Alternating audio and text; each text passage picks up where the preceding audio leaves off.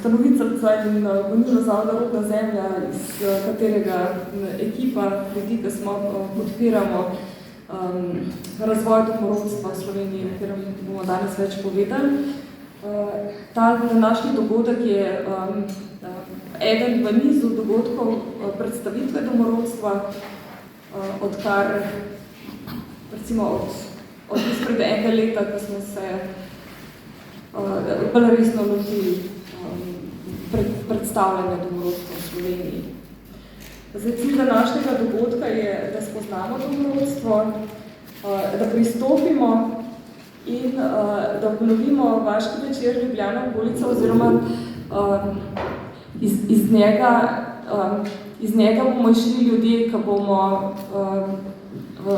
ali pa boste svet za deželo Kranjsko, potem bo Andrej malo več, ne malo več pač, povedal vse, kar rabite vedeti. Rada bi še povedala, da je naše delo povsem prostovoljno, ga ne financira nihče, ampak v skladu z modrostjo naših prednikov sprejemamo tako imenovano pojezdo, o tem boste tudi več slišali v predstavitvi, oziroma prostovoljne prispevke, iz katerih pokrivamo naše stroške. Andrej Šiško, ki že najmanj 30 let raziskuje to področje in je tudi avtor oziroma soavtor 16 knjig iz prave zgodovine našega naroda. Potem bo par besed povedal tudi Matjaž Anžur, ki vodi eno izmed staroverskih skupin na naših tleh. Potem bo skupina iz kluba Orfej na Vrhniki predstavlja rezijanske plese. Rezijanski ples, to bomo imeli čisto na koncu in takrat bomo tudi stole umaknili, zato da se bomo vsi, ko bomo želeli, priključili temu. Maja Pogačnik bo predstavila menjalni krog in jaz bom predstavila čisto na kratko, kaj je to Vaški večer, pa povedala par besed o delavnici Slovenske rodovne šole, s katero prihajamo v slovenski prostor. Takole sem nanizala svoje misli, kakor jaz čutim, recimo danes, tako kot tukaj stojim, da je domorodstvo pomeni konec delitev na leve in desne, pomeni sodelovanje ljudi za en skupen cilj, pomeni simbolično prebuditev spečega kralja Matjaža, pomeni svobodo in korak v zlato dobo, brez pravljic. Hvala vam, ki čutite, da res je, leži v vaših, naših koreninah. Hvala, da ste dovolj budni in čuječi, da ste prisluhnili srcu in prišli, da pozdravimo našo starodavno vladavino ljudstva, izvirno slovensko ljudovlado. 3 bistvene iztočnice domorodstva so, na katerih temelji naše delo. Neodtujljiva pravica slovenskega naroda do samoodločbe, zapisana tudi v 3. členu Ustave Republike Slovenije, zgodovinska suverenost oziroma samostojnost naših zgodovinskih dežel in razglas Združenih narodov o pravicah domorodnih ljudstev. Zdaj bom pa prosim Andreja, da začne svojo predstavitev. Hvala.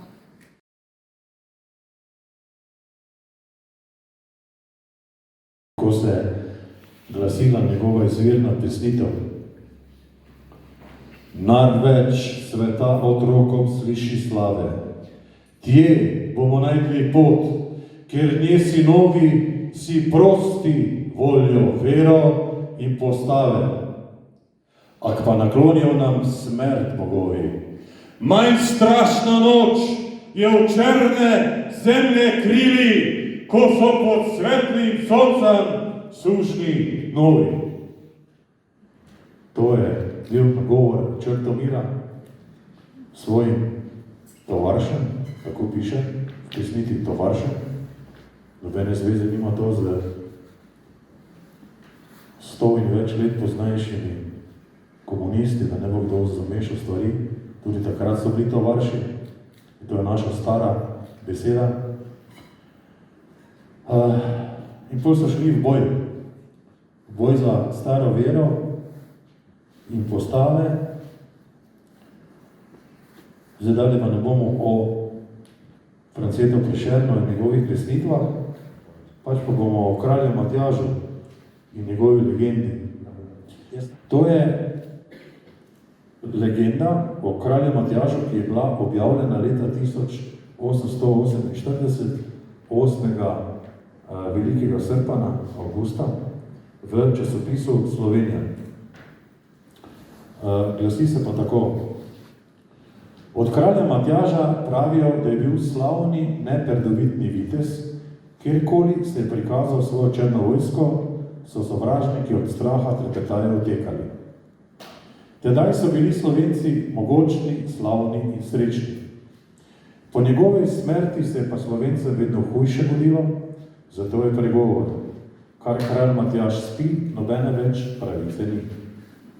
Pripovedovali so tudi, da se bode Slovencem zmeraj hujše godilo, da ne bodo imeli svoje gospode, slovenskih šlahtnikov, kateri bi slovenski narod branili in se za njega zavzeli. Da bodo tedaj na svetu tako malo srčnih prijateljev slovenščine in pravih slovenskih domorodcev, da bodo vsi v senci jedne košate lipe mesta dovolj imeli. Tedaj bo kralj Matjaž spet prišel v črno vojsko in za Slovence bodo spet boljši časi. Zdaj, ta del je v naši predstavitvi in ta legenda sta v naši predstavitvi zaradi teh 10 pravi slovenski domorodci.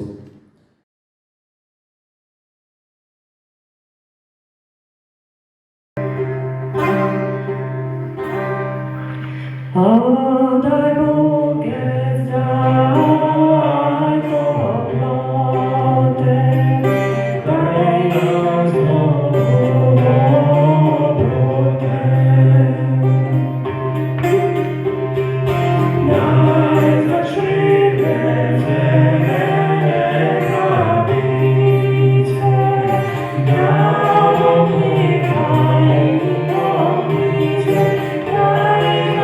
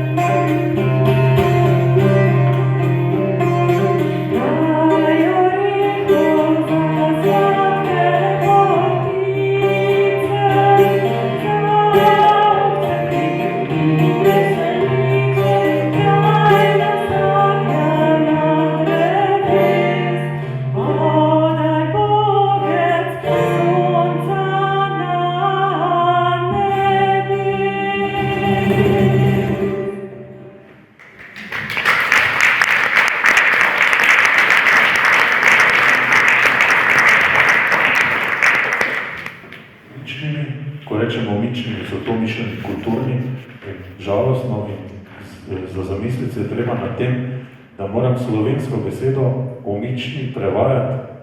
To delam zaradi tega, ker se tega žal ne razume z besedo kultura, ki ni slovenska beseda, pa jo vsak razume. Že to dejstvo samo po sebi pove, da je nekaj z našo družbo narobe, da nekaj ni prav in da se stvari ne premikajo ali pa ne gibljajo v pravo smer. Ampak dobro, mislim, da je naša naloga, da to obrnemo nazaj, oziroma ne nazaj, da ne bomo te narobe razumeli. Ne gre za to, da bi mi šli v prvo tisočletje, v leto 772, srednji vek. Tisti, ki to mislijo, ne razumejo zadeve. Mi samo počnemo to, da poskušamo iz tega, kar so naši predniki nekoč poznali, kar so nekoč živeli in kar je bilo nekoč dobrega, da to vzamemo v današnji čas, posodobimo in naredimo družbo po našem okusu, po naših potrebah in tako, kot mi mislimo in smo prepričani, da je prav. To je namen. Torej, kdor govori, da se z domorodstvom vračamo v neke temačne ali pa srednjeveške čase, ta enostavno ne ve, kaj govori, ali pa to počne namenoma. Če počne to namenoma, je to zelo namerno početje. Tako da, to je toliko, da ne boste mislili, da sem zdaj neki obsedenec za srednjim vekom, pa da mi v domorodni skupnosti hočemo, ne vem, v karantanju nazaj, ne gre za to. Kot posameznik pa je domorodec tisti, ki pripada domorodni skupnosti, na osnovi samoopredelitve kot domorodec. Kaj to pomeni? Vsak se mora samega sebe prepoznati da je on tudi domorodec, in ko to prepozna, začuti, dojame, takrat to izjavi na način, da preprosto izpolni to pristopnico, ki ste jo lahko že nekateri videli, če pa jo še niste videli, pa lahko vidite tam pri mizi, na koncu predstavitev bo pa tudi v tem našem projekciji, tako da tudi tam je pa ste lahko videli. In seveda, domorodna skupnost pa mora tega domorodca, ki je začutil in spoznal, da je domorodec, priznati in sprejeti in na ta način postane eden izmed členov skupnosti. Čisto preprosto, enostavno mislim, da je to čisto vsem med vami oziroma med nami razumljivo. V slovstvu na splošno imamo tu zdaj dva primera. Eno je tujo slovstvo, recimo v glavnem angleščina, drugo je pa slovensko slovstvo, se za pojem domorodci uporablja več izrazov. Zdaj, če pogledamo angleščino, bom samo osnovne naštel, je to indigenous people, autochthonous people, aborigines, native peoples, first nations, Indians in tako dalje. Zdaj v slovenščini pa se v slovstvu predvsem uporabljata dva izraza. Eden je domorodci ali domorodno ljudstvo, drugi pa je starosveljci ali starosveljsko ljudstvo. In oba ta pojma, oba ta izraza sta dejansko sinonima oziroma pomenita skoraj enako. Malenkostna razlika med njima je, ampak v smislu tem, o katerem danes govorimo, dejansko pomenita enako. In sta bistveno boljša od izraza avtohtoni prebivalci. Avtohtoni je pa popolna tujka in je sploh nesmiselno, da jo uporabljamo. Za domorodna ljudstva je ključna pravica, ki je kolektivna pravica, se pravi pravica skupnosti, to ni pravica posameznika in ta pravica je pravica samoodločbe. Jasno je že prej to omenila, ko je govorila o teh treh ključnih temeljnih pravica, ne to samoodločbe, ampak pravica samoodločbe. Ker mi imamo pravico sami se odločiti, da bojo stvari takšne, kot pač mi želimo. Ampak, kot sem povedal, to je kolektivna pravica in ni pravica posameznika, seveda jo pa udejanja vsak posameznik v skupnosti. Pripada skupnosti pravica. In ta pravica je ena temeljnih pravic in načel mednarodnega prava. Zato mi pri svojem delovanju se sklicujemo na, dobesedno bom zdaj rekel, razglas Združenih narodov o pravicah domorodnih ljudstev. Ta razglas Združenih narodov, tudi deklaracija, se pojavlja, to je tujka spet, v virih, je bil sprejet na Generalni skupščini Združenih narodov in sicer 13. Kimovca, to je 13.9. leta 2007. In zanjo, za ta razglas, zanjo torej je glasovala tudi Republika Slovenija. Koliko imam jaz zdaj v glavi, je glasovalo za ta razglas 144, 142 držav od 192, mislim, da okrog 30 jih ni bilo prisotnih, 11 se jih je menda vzdržalo, 4 so pa glasovali proti. Proti temu razglasu so zanimivo glasovali Združene države Amerike, Kanada, Avstralija in Nova Zelandija. Zdaj verjetno ni potrebe, ni treba posebej razlagati, zakaj so glasovali proti. Seveda zaradi Indijancev pa teh aboriginov avstralskih oziroma novozelandskih, ne, preprosto zato. Ampak od tega je zdaj minilo koliko, 15 let. In zdaj že nekako tudi ZDA in Kanada sprejemajo v večji meri že, no, ne v celoti, ampak v večji meri določila tega razglasa Združenih narodov o pravicah domorodnih ljudstev. Pri tem razglasu je bistveno to, da imamo domorodci pravico, da svobodno in brez kakršnega koli zunanjega vmešavanja določimo svoj politični status, uresničujemo svoj gospodarski, družbeni in omični oziroma kulturni razvoj. In vsaka država članica Združenih narodov je dolžna spoštovati te pravice oziroma te naše pravice domorodcev v skladu z določili ustanovne listine Združenih narodov. O tem govorita 3. in 4. člen razglasa Združenih narodov o pravicah domorodnih ljudstev.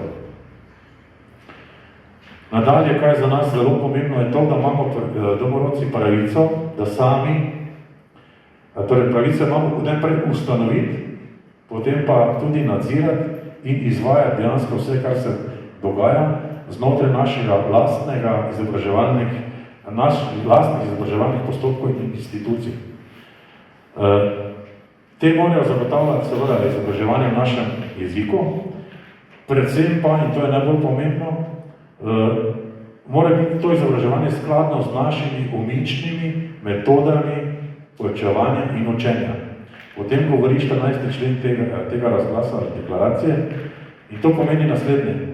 Ni nujno in obvezno, da obiskujejo naši otroci, naši rojenci ali pa vnuki, odvisno koliko kdo star, osnovne in srednje šole, ki so pač v sistemu Republike Slovenije, ker je šolstvo tam obvezno. Mi imamo pravico narediti svoje šole. Seveda jih moramo najprej narediti, to je bistvo. Če jih nimamo in nismo naredili, potem tudi nihče jih ne more obiskovati, ampak vemo, da se je zdaj v zadnjih 2 letih dogajalo to, da so se otroci izpisovali šol zaradi tega, ker so pač bile določeni pogoji, so bili, s katerimi se marsikateri starši niso strinjali in so jih potem šolali od doma. Ampak to ni šolanje od doma, jaz govorim o šolah, ki so neodvisno od sedanjega šolskega izobraževalnega sistema narejene na temelju domorodnih šol. Mi te šole še ne moramo narediti, oziroma lahko jih imenujemo tudi drugačne, da bi biti imenovane kot šole. Imamo do tega pravico, o tem govori 14. člen tega razglasa. Seveda, stvar je pa na nas. Mi smo tisti, ki moramo to narediti in mi smo tisti, ki moramo to zagotoviti. Potem imamo pa pravico tudi do svoje tradicionalne medicine in pa ohranjanja zdravstvenih praks. Vključno z ohranitvijo lastnih življenjsko pomembnih medicinskih rastlin, potem živali in pa mineralov. To je tudi zapisano v tem razglasu v 24. členu. Da povem, ta razglas pa mislim, da 46 členov, jaz ne bom vseh členov vam tukaj bral, ker bi verjetno zaspali, ker je to čisto pravo in ni ravno hudo zanimivo za vas, po mojem. Ampak izbral sem samo nekaj, da lahko dobite eno osnovno sliko, zakaj gre, sami si pa lahko, kdo želi, preberete ta razglas oziroma deklaracijo na spletnih stranih.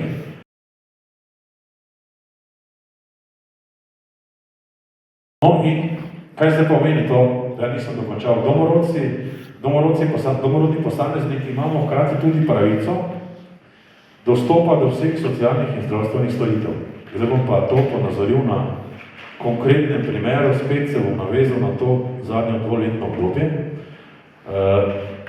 in na to, kar se koga mogoče po svoje tudi skrbi, če bi prišlo do tako imenovanega obveznega cepljenja.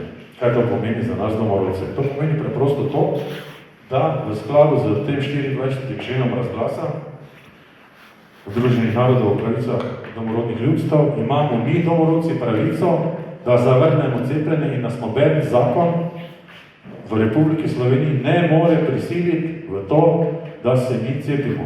Ne more. Konec zgodbe. Zdaj to, ker če bi poskušali to narediti, pomeni to direktni, neposredni napad na razglas, za katerega je glasovala Republika Slovenija. Torej kršitev lastnega njihovega prava to pomeni. Po drugi strani pa to pomeni naslednje, ker imamo pa pravico dostopa do vseh socialnih in zdravstvenih storitev, to pomeni naslednje. Če pa se jaz odločim, pa sem že domorodec, da želim biti cepljen, jaz se to ne bom, ampak primer vam dajem, imam pravico in se lahko cepim. In mi nišče ne more nič. Tudi ostali domorodci, ki so v domorodni skupnosti, me zaradi tega ne morejo obsojati. To je odločitev potem posameznika, ampak je prostovoljna.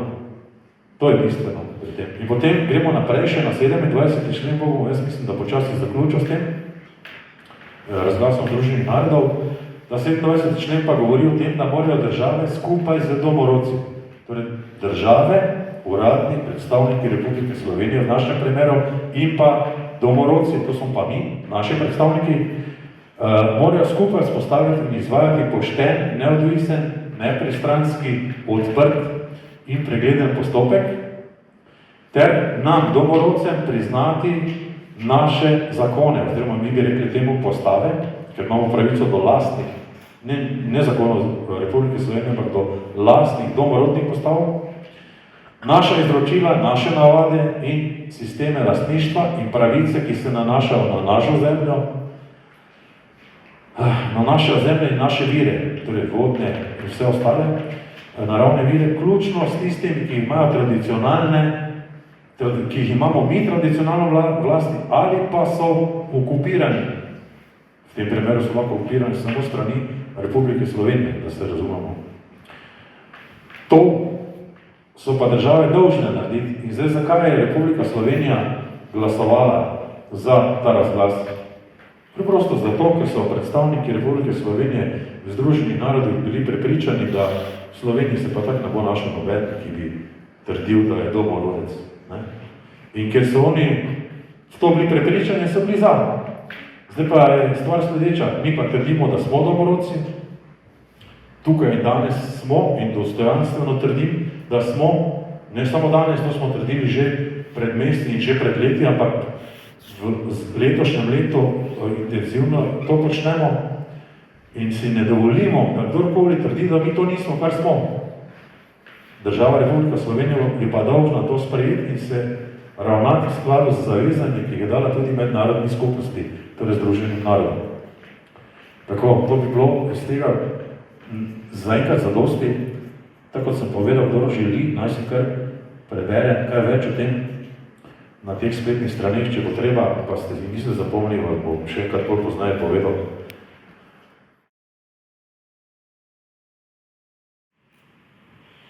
Žanje mojo dajo požanje.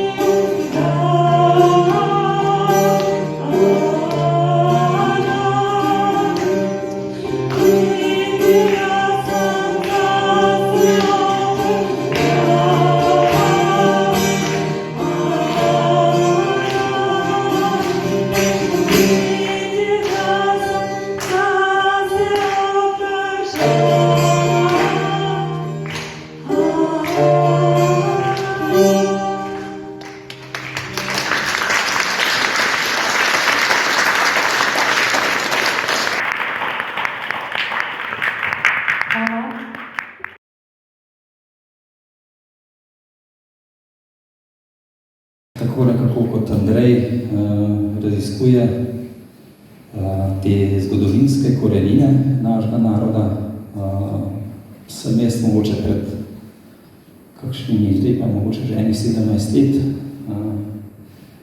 začel pogotavljati duhovne temelje našega naroda. Čisto enostavno, krščanstvo kot takšno je duhovna misel, ki je prišla v določenem času v naše okolje in je prišla od nekod drugod. Kot je v navadi za vse stvari, in ste jih tudi od Andreja prej slišali, se nekatere stvari pometejo pod preprogo in se o njih ne govori. Takšna misel je sigurno tudi duhovna misel. Kako so naši predniki premišljali, kako so živeli, v kaj so verjeli, po kakšnih pravilih duhovnih so se ravnali in tako naprej. Tudi to je važno, če mogoče ne celo najvažnejše. Zaradi tega, ker duhovne korenine so v bistvu verjetno bistvo vsega.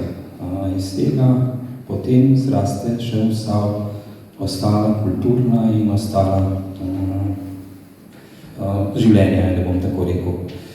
Tako da, ko sem v določenem trenutku začel premišljati o tem in sem kot vojaški zgodovinar naletel tudi na te podatke, sem potem pač napisal zgodovino slovenske mitologije in sem se lotil pač te teme, ki mislim, da mogoče tudi za vas bistvena, ali mogoče v povezavi s tistim, kar Andrej tudi dela, in se mogoče enkrat v prihodnosti tudi o tem pogovorimo, slej danes imamo samo 10 minut časa.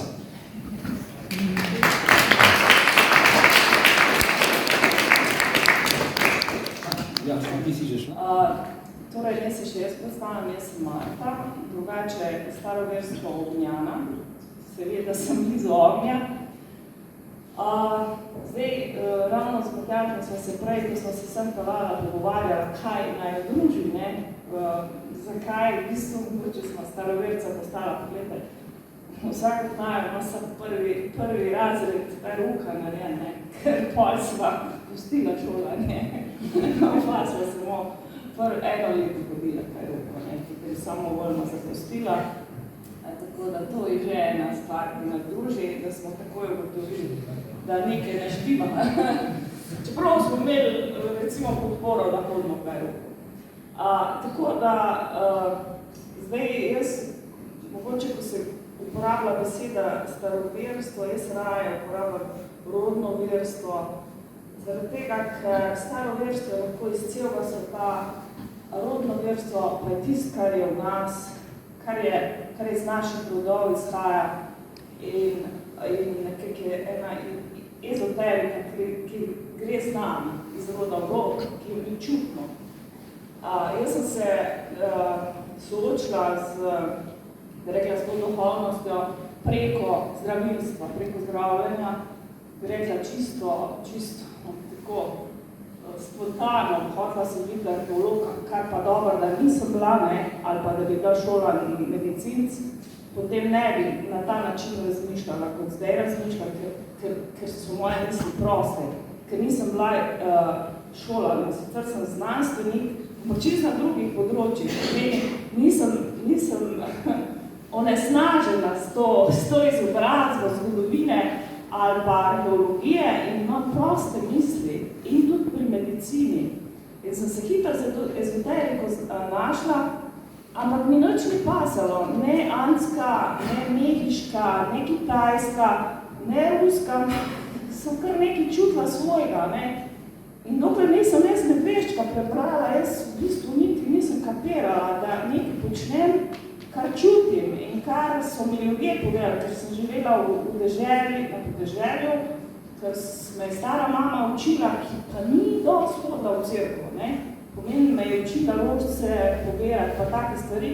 Tako da nekaj je to prešlo, jaz sem kar čutila te stvari. Potem, ko sem nebeščka brala, sem samo onemela, ne, da to je pa še živo, da to ni umrlo, da v Sloveniji v bistvu še to vedno živi. Da sem res srečna, ko se tu združujemo tako, lepe, mi imamo rodnoversko skupnost, ti imaš staroversko, v bistvu ni razlike.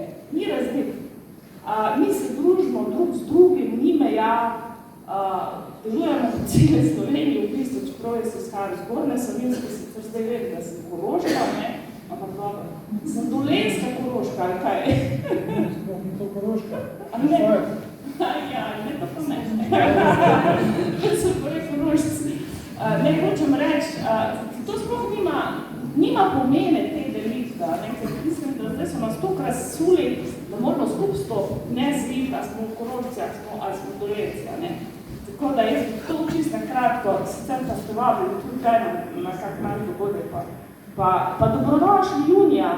Videla smo se že pogovarjala, ne, tam okrog kresovanja naredimo tako malo bolj dvodnevno srečanje, pa krest, pa bi rekla druženje, pa še kakve stvari bi se naučili, no. Zelo različne ljudi bi želela povabiti sodelovanje. Hvala lepa.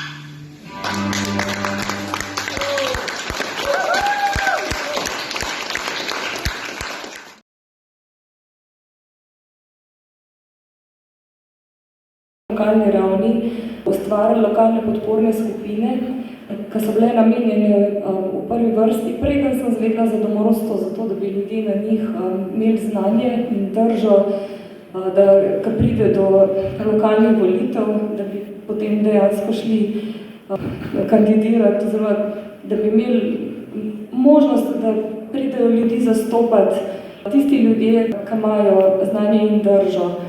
Od trenutka naprej, ko sem se pa z domorodstvom srečala pred zdaj že več kot enim letom, se je pa zgodba zapeljala tako, da zdaj na vaških večerjih postavljamo recimo temu svete, krajevne, vaške, mestne, pač kjerkoli se dogaja vaški večer, ki služijo temu, da boste to ljudje, ki boste peljali zgodbo na ravni dežel naprej.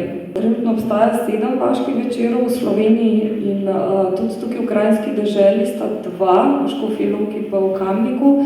Ljubljanskega pa, oziroma Ljubljana okolica, bom reč rekla, ga pa postavljamo na novo in bomo imeli od januarja naprej srečanja oziroma veče v Ljubljani. Pač kogar bo zanimalo, bo v tem lahko obveščen in sodeloval. Vsebine bojo šle pa v duhu tega, kar smo danes tukaj slišali. To je ena stvar. Druga stvar je to, da na naših srečanjih, kakršnihkoli predstavitvah, moram nameniti res en stavek naši slovenščini. Čutim se kot, kot je Andrej prej rekel, da smo varuhi živih izročil naših prednikov, tako se sama čutim za vardinjo oziroma varuhinjo slovenskega jezika. Zgodba je za tem, kako sem se ozavestila in zakaj sem začutila, da je potrebno, da slovenščina dobi nazaj svoj sijaj, kar pomeni, da kolikor je možno, da se zavedamo besed, ki jih izgovarjamo in da so te čim bolj slovenske, ker v današnjem času slovenščina je, naj rečem, onesnažena že prej od ponemčevanja, zdaj pa odkar ta naša generacija že pač tukaj živi na svetu, je postalo samoumevno, da uporabljamo obilico angleških oziroma poslovenjenih angleških izrazov. In vmes je ena še posebej, bom rekla, tečna, in to je beseda ful, ki nadomešča en res širok nabor slovenskih pridevnikov, ki sem včeraj našla lušno primerjavo, da v bistvu čepijo noter v predalu in butajo v steno vse te besede in čakajo, da jih bomo spet zagrabili in začeli uporabljati. Tako da vas nagovarjam k temu, da ko govorite v vsakdanjem pogovoru, da se začnete opazovati, pa mogoče vzamete za igro to, da uporabljate slovenske izraze. Odlična telovadba za možgane, moram reči.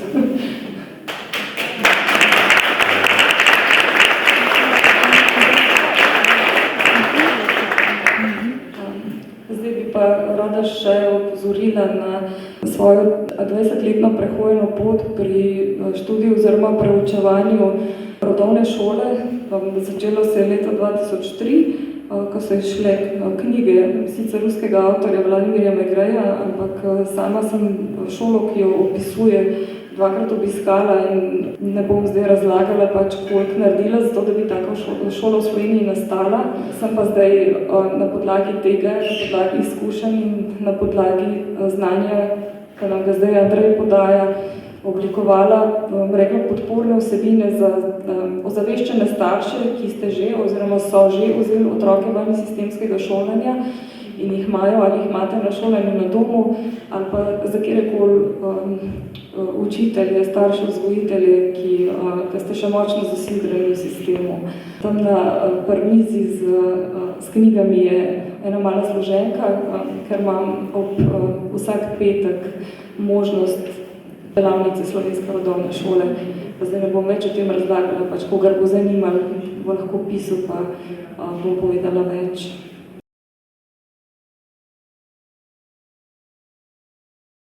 Maja Pogačnik, naša draga sodelavka in velika podpornica, je ustanovila menjalni krog in jo vabim predstavi to čudovito možnost. Hvala, Maja. Dober večer.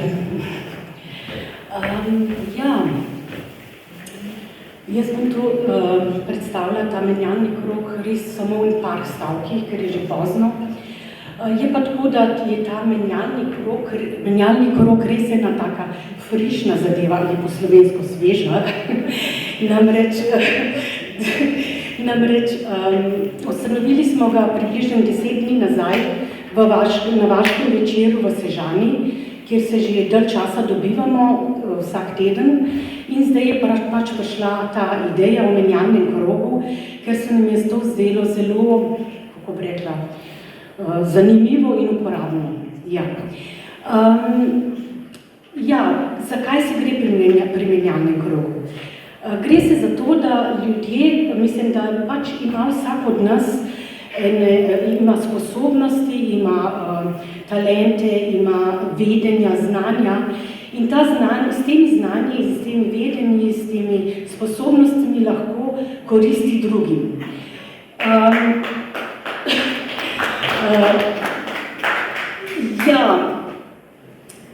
Jaz nisem navajena govoriti v mikrofon, kakor vidite, zato mi malo naroden. Vsak, ki želi pristopiti k temu menjalnemu krogu, gre lahko na našo spletno stran in tam vnese notri tisto, kar bi rad ponudil.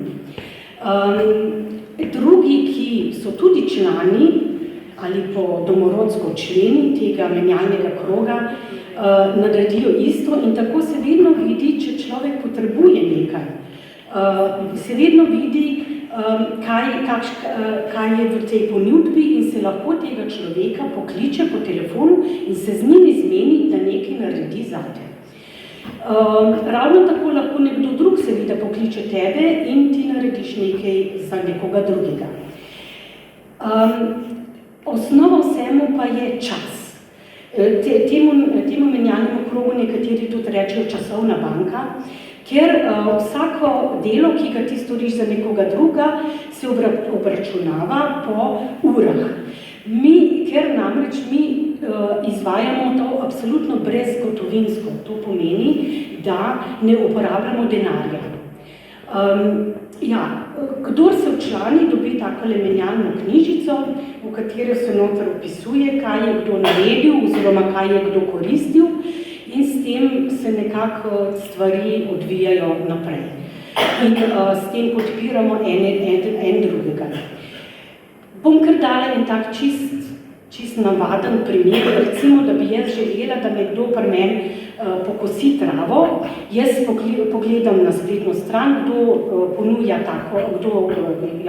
tako delo in pokličem tistega človeka in se zmeniva in ta človek pride k meni, recimo potrebuje potem 2 uri dela, zato da mi pokosi travo in njemu se potem piše v knjižico 2 uri plus. Meni pa, ker sem to koristila, se mi piše 2 ure minusa. On, ki je to naredil, ali pa ona, mogoče so to ženske, ki zelo rade kosijo travo, potem lahko uporabi te ure za nekaj drugega, recimo za masažo ali pa za, da naroči, mogoče zdaj za božič, darila, če kdo izdeluje recimo nekšne dišeče mila ali kaj takega, lahko naroči se zmeni s kom, da ji ali pa mu pride počistiti stanovanje ali pa da nekdo, če ima probleme s računalnikom, da mu pride nekdo pogledati in mu to mogoče še celo popravi in tako naprej. Mislim, vse iz vseh področij, vseh področij se lahko tukaj zberejo stvari, ki jih lahko nudimo drugim.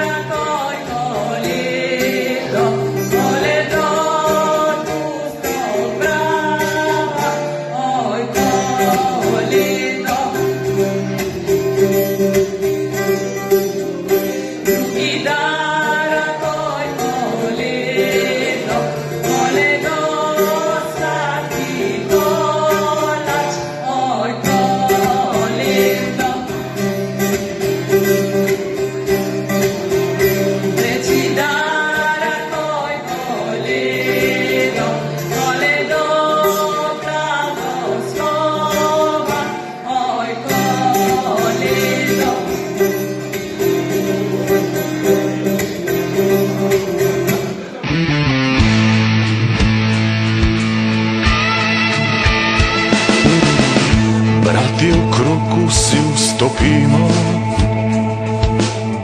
roke, srca k zvezi zdaj in pri slavi prisezimo, ljubav si na vekoma. Naj je Soča zibala, Dravski ali Savski tok, vendarle v Sloveniji stala,